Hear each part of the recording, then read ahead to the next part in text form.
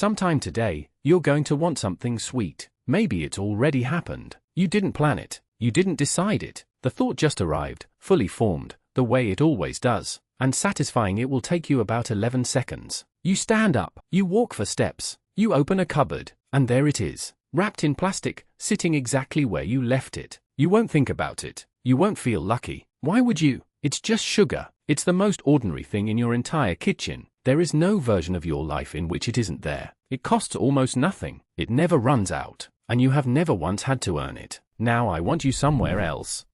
10,000 years ago, East Africa.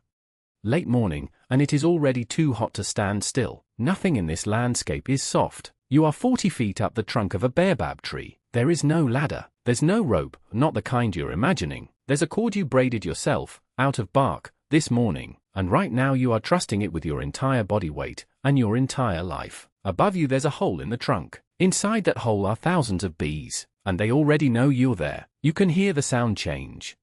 You are going to be stung, not once. Dozens of times, maybe hundreds. People fall doing this. People still fall doing this today, and some of them don't get up. And you are climbing anyway, for sugar. So sit with that for a second. For almost the entire history of our species, sugar was the single hardest thing on Earth to get. It was seasonal. It was hidden. It was defended by things that could genuinely put you in the ground. And yet your brain wants it more than almost anything else you are able to eat. So why? Why would evolution build a hunger that violent for something you were almost never going to find? The answer runs through a bird, a cave painting, 12 million people, and a spreadsheet from the 1970s. And by the end of it, the thing in your cupboard is not going to look ordinary again. It starts on your tongue, and it has almost nothing to do with taste. When something sweet touches your tongue, it isn't really tasted, it's detected. You have a receptor built out of two proteins locked together. Scientists call them T1R2 and T1R3. They sit on the taste cells of your tongue, and between them they have exactly one job to do. That receptor does not tell you this is delicious. It tells you this is fuel, because out in nature, sweetness was never a flavor. Sweetness was information. Sugar inside a plant means one specific thing. This fruit is ripe. Right now. Today. Not next week, when it will be rotten and half fermented. Today. Ripeness is a window, and that window is open for a matter of days. Your ancestors couldn't read a label. They had no way to measure a calorie, so evolution handed them a chemical test they could run with their own mouth, and wired the results straight into the reward system of the brain. Find sugar. Feel good. Remember exactly where it was. Go back tomorrow. That loop is older than our species. It is older than our entire genus. Gorillas run it. Chimpanzees run it. Orangutans and gibbons will cross an entire forest of edible food to reach the one tree with fruit that's ripe today. You are running exactly the same program. You're just running it in a supermarket. So there's your answer. Case closed. Sweet tooth equals ripe fruit detector, except that doesn't explain the man 40 feet up the tree, because fruit has a problem. Several of them, actually. Wild fruit is seasonal. For most of the year it simply is not there. Wild fruit is small, fibrous, and far less sweet than anything you have ever bought. And every other animal in that landscape wants it just as badly as you do. So if you are a hominin 2 million years ago, and you need a lot of energy quickly, fruit is not going to save you, which leaves exactly one option. There was one thing in the entire ancestral world that was pure, concentrated, almost weaponized energy: honey. In 2014, a team led by the anthropologist Frank Marlowe published a study in the Journal of Human Evolution on the Hadza, a hunter-gatherer people in Tanzania. And it opens with a line that stops you dead. Honey is the most energy-dense food in nature. Not one of the most, the most. And when the team asked the Hadza to rank their foods, honey came first. Not first among the sweet things. First. Above meat. Above everything. Men and women, asked separately, gave the same answer. They distinguish 7 different kinds of it. 7.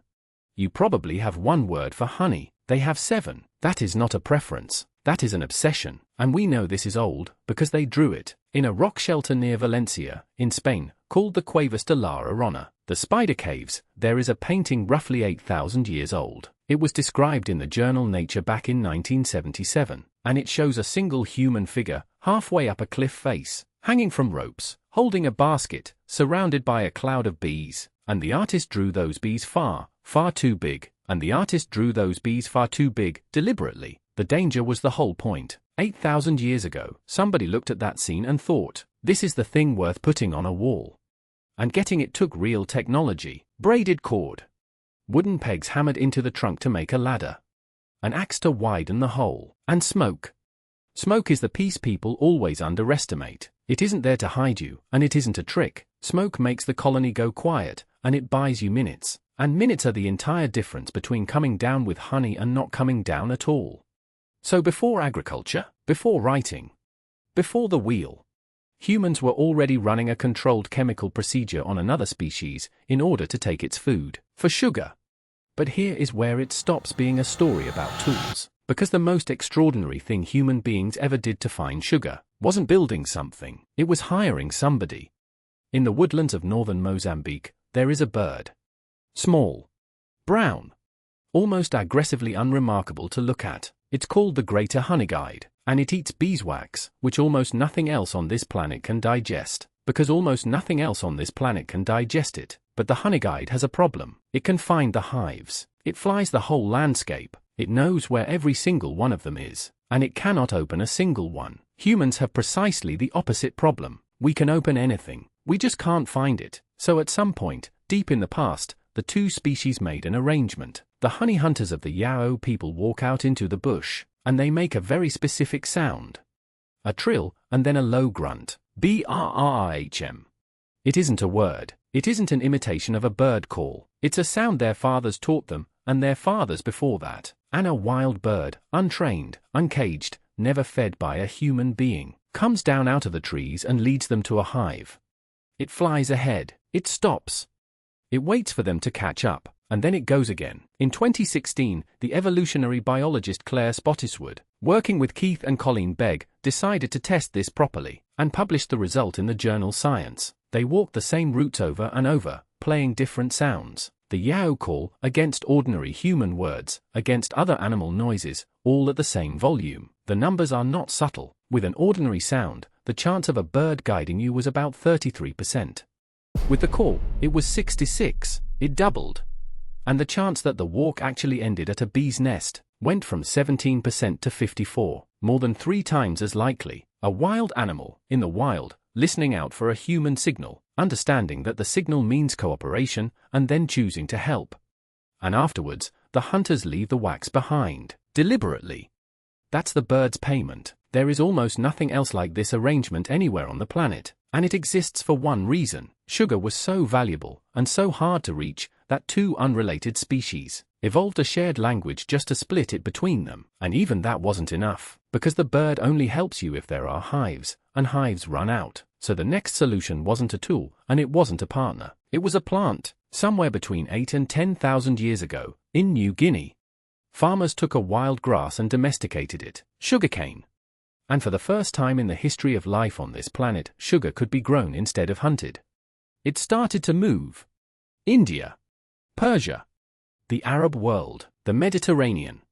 When sugar finally reached medieval Europe, it did not go into the kitchen. It went into the pharmacy. Sugar was medicine. It was stocked by apothecaries and weighed out like a drug, and mixed into remedies for very nearly everything. There was even a saying for a person left helpless without their key ingredient, like an apothecary without sugar. In the 14th century, an Italian merchant named Pegalotti listed the sugars a wealthy buyer could choose between 14 different kinds. This is not food. This is a luxury import, with a provenance, like a wine, and the word itself still carries the memory of what it used to be. Sugar comes into English through French and Latin, from the Arabic sukkar, from the Persian shakar, and before that, from the Sanskrit, shakara, which does not mean sweetness.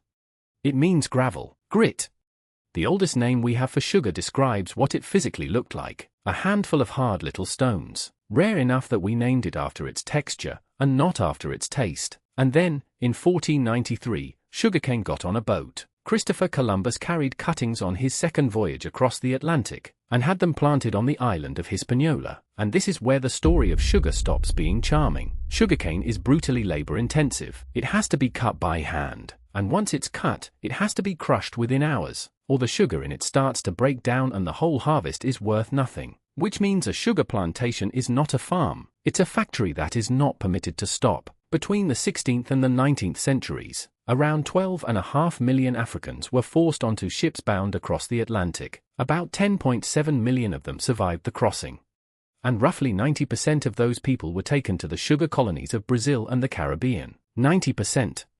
Something in the region of 3.5% went to British North America. The transatlantic slave trade was not, at its center, about cotton. It was about this, the thing that's sitting in your cupboard right now. And it worked, in the only sense that the system was measuring. In his 1985 book, Sweetness and Power, the anthropologist Sidney Mintz tracked exactly what happened in Britain. In 1700, the average person there ate about 4 pounds of sugar a year. By 1800, it was 18. In a single century, sugar went from a medicine that only the rich could afford, to a daily habit of the industrial working class. That is one of the fastest conquests in the entire history of food. And that brings us to the last move, the one that changed the direction of the whole story. For 2 million years, the problem was finding sugar. By the 20th century, that problem was solved. Completely. Permanently. There was now more sugar available in the world than there was appetite for it. So the industry did something your ancestors could never have imagined. It went looking for the exact point of maximum craving. In the 1970s, an American psychophysicist called Howard Moskowitz started running experiments for food companies, not to find the level of sweetness that people said they liked. He was looking for the precise concentration at which liking reaches its peak, and past which it starts to fall away again. He called it the bliss point, because more sugar is not automatically better. Too much and you notice it, and the moment you notice it, you stop. So the goal was never to make it taste as sweet as possible. The goal was to make it as hard as possible to stop. The journalist Michael Moss documented all of this in 2013, in a book called Salt, Sugar, Fat. And the part that lands hardest is how ordinary the method was. Regression analysis. Spreadsheets. Taste panels. Meetings that ran late. The receptor that evolved to find ripe fruit in a forest was measured, mapped, and then optimized against. And it turns out that the target is enormous. In 2007, researchers at the University of Bordeaux, led by Lenoir, published a study in the journal PLoS. They gave rats a choice between sweetened water and intravenous cocaine. 94% of the rats chose the sweet water. Now, be careful with that one. It's rats, not people. And it's a preference test, not an addiction test. It does not mean that sugar is more addictive than cocaine. What it does mean is that the sweet reward circuit is one of the most powerful mechanisms in the entire mammalian brain, which is exactly what you'd expect if it spent millions of years being the difference between eating and starving. So here is where all of that lands. Today, in you, the average American eats about 17 teaspoons of added sugar a day, 71 grams, which works out at roughly 57 pounds a year. The World Health Organization suggests keeping added sugar under 10% of your daily energy, and says there is a further benefit if you can get it under 5. But put the numbers in a line, and just look at the shape of it. 1,700 for pounds a year. 1,800, 18. Today, 57. 4. 18. 57. That is not a story about human willpower getting worse. Nobody's brain changed. The receptor did not mutate. It's the same one. The environment changed. The search worked. The search worked far, far too well, and nothing ever told the system that it could stop looking. And here is the part that makes it genuinely hard to opt out of. Most of that sugar isn't in the things you would call sweet. It's in bread. It's in sauces. It's in food that tastes savory to you, because the bliss point was never only applied to dessert. It was applied to everything on the shelf. So, back to your kitchen. Later today, that thought is going to arrive again. Fully formed. Unplanned. Exactly the way it always does. You'll stand up. You'll walk for steps. You'll open the cupboard. 11 seconds. And the thing I would like you to notice is that the craving is not the flaw. That craving is the oldest working piece of technology that you own. It's a search algorithm, millions of years old. It was built by ancestors who climbed 40 feet in the heat and were stung 100 times for a single mouthful of it. It was refined by a bird that learned how to talk to us. And it was paid for, later, by 12 million people who never chose any of it. It is still running. It is still running perfectly. It's just that there is nothing left to search for. Everything it was built to hunt is now for steps away, and it always will be. It's a very old machine, still doing its job, in a world that no longer needs it done.